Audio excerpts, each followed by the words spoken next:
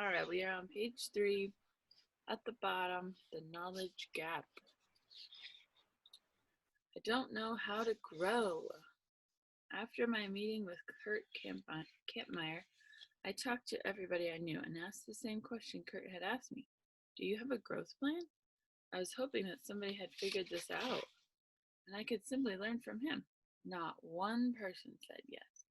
Nobody in my world had a plan for growing and improving. I didn't know how to grow, and neither did they. Designer, artist, and consultant Loretta Staples says, if you are clear with what you want, the world responds with clarity. I knew what I wanted. I wanted to grow into the new job I was taking. I wanted to become someone capable of accomplishing the big goals I had set for myself. I just needed a way to do that. Many people learn only from the school of hard knocks. Difficult experiences teach them lessons the hard way, and they change. Sometimes for the better, sometimes for the worse. The lessons are random and difficult. It's much better to plan your growth intentionally. You decide where you need or want to grow. You choose what you will learn, and you follow through with discipline, going at the pace you set. After I met with Kurt and came to realize that I didn't know anyone else who could help me, my wife Margaret and I talked about ways we could scrimp, save, and go without to put aside $799. You have to remember that this was before credit cards. I skipped lunches. We canceled the vacation we had planned to take. We made do. It took us 6 months, but we finally did it. You can't imagine my excitement as I opened up the growth kit and started to flip through the 5 areas it covered: attitude, goals, discipline, measurement, and consistency. I look back now and I can see how basic those things were that the kit taught me, but that's what I needed. Learning those lessons opened the door of personal growth a crack for me, and through that crack I began to see growth opportunities everywhere. My world began to open up. I accomplished more. I learned more. I was able to lead and help others more. Other opportunities began to present themselves. My world expanded. Outside of my faith, the decision to grow has impacted my life more than any other. The timing gap. It's not the right time to begin.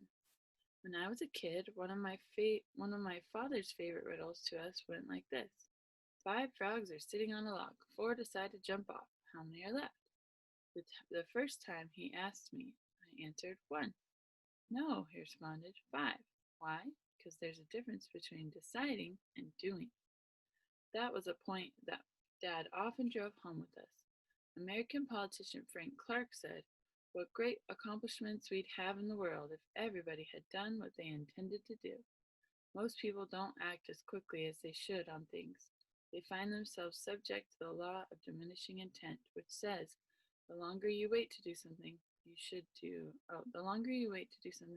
now, the greater the odds that you will never actually do it. Ooh, that's good. I don't know if you guys have read that book. Oh no, I can't think of it. Anyways, I'll post it in the thread. It's such a good book. Phyllis is doing a book club with it, The Time Travelers, something or other. Anyways, I read it before and we did a book club. I think Rebecca was there. Anyways, there's a guy. I feel like I shouldn't tell you. I feel like you guys should read it. I don't know. I feel like I'm ruining it for you. Anyways, I'm just gonna not, because you guys need to go read it. Maybe we'll do it for book club next or something. It's so good.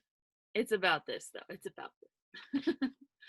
Back when I was deciding whether to try to buy that first personal growth plan, in a way I was lucky because I knew I was headed to a job where I would be in way over my head. I would be challenged beyond anything I'd ever done before. I would be under a microscope with high expectations, some for me to succeed, some for me to fail, from everyone who knew me. And I knew that if I didn't get better as a leader, I would fail. That prompted me to act as quickly as I could. You may be under similar personal or professional pressure right now. If you are, you're probably anxious to start growing and developing. But what if you're not? Whether you feel prompted to or not, now is the time to start growing. Author and professor Leo Buscaglia, I don't know if that's how you say it, but asserted, life lived for tomorrow will always be a day away from being realized. The reality is that you will never get much done unless you go ahead and do it before you are ready.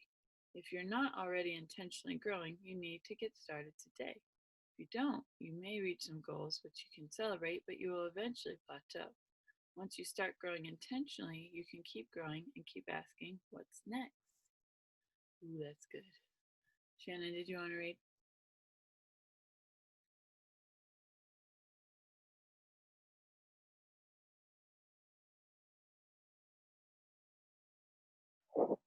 Just a second. Let me see if the page is ready to read yet. It's going really slow. Oh, okay. Well, I can keep reading. You let me know. Okay. Okay. The mistake gap. I'm afraid of making mistakes. Growing can be a messy business. It means admitting you don't have the answers. It requires making mistakes. It can make you look foolish. Most people don't enjoy that. That is the price of admission if you want to improve. Years ago, I read a quote by Robert H. Schiller, who said, "What would you attempt to do if you knew you wouldn't fail?" Those words encouraged me to try things that I believed were beyond my capabilities. They also inspired me to write the book Failing Forward. You got it? No? Okay. When I received the first copy of that book from the publisher, I immediately wrote a thank you in it to Dr. Schiller and signed it to him. And I made a trip to Garden Grove so I could present it to him and thank him for the positive influence he had on my life. A photograph that was taken of us on that day sits on the desk in my office as a reminder of his investment in me. If you want to grow, you need to get over any fear you may have of making mistakes. As author and Professor Warren Bennett asserts, a mistake is simply another way of doing things. Ooh, that's good. I like that. To become intentional about growing, expect to make mistakes every day and welcome them as a sign that you are moving in the right direction. Love that so much. I think we fear that. We fear making mistakes, huh? Anyone have a comment about that? Y'all like making mistakes? I think our bodies and our brains just like fight it. We don't want to do it. Okay, 5. The perfection gap. I have to find the best way before I start. Similar to the mistake gap is the perfection gap. The desire to find the best way to get started in a growth plan. When Kurt presented me with the idea of a growth plan, I went looking for the best way. But what I discovered is that I had it backward. I had to get started if I wanted to find the best way. It's similar to driving on an unfamiliar road at night. Ideally, you'd like to be able to see your whole route before you begin, but you see it progressively. As you move forward, a little more of the road is revealed to you. If you want to see more of the way, then get moving. 6. The inspiration gap. I don't feel like doing it. Many years ago, I was stuck in a doctor's waiting room for a really long time. So long, in fact, that I had completed all the work I'd brought with me for the wait and was looking for something productive to do. I flipped through a medical journal and found the following text, which has become one of my favorite examples of the inertia of motivation. And by the way, this was before Nike coined the phrase. Just do it. We hear it almost every day. Sigh, sigh, sigh.